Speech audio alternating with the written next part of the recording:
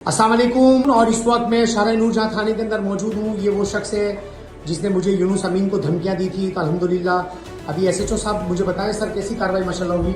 जी बिल्कुल, आपने एप्लीकेशन दी थी, आपको ट्रेड दिया इन्होंने वो जरिए व्हाट्सएप कि जी आपके लिए जो है वो कुत्ते और खासतौर पर दूसरी चीज़ें तेज़ाब वगैरह जो है इसने साथ रखा हुआ है।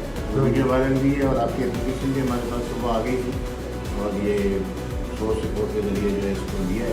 ये आपके सामने खड़ा है और ये इसको जो है इससे पूछ लो सर थोड़ा सा। बिल्कुल आप पूछिए और इसको ये भी सेंटर भी अब रवाना करेंगे। एडी सेंटर किसके कहने पे भय बनाई थी आपने? सर वहाँ पे जो है ना अड्डे पे बैठे हुए थे, वहाँ बलोच लड़के हैं जो जिनका माल बिकता है। ठीक है। तो उन्होंने बोला कि भाई हम तेरे को 100 रुपये देते हैं, नशा कराते हैं, ऐसा ऐसे ये डायलॉग जो है कोई बोल देना, तो ये याद कर ले, ये बातें याद कर ले और बोलना। अच्छा, उन्होंने मेरे को बोला और मैंने बोला सर।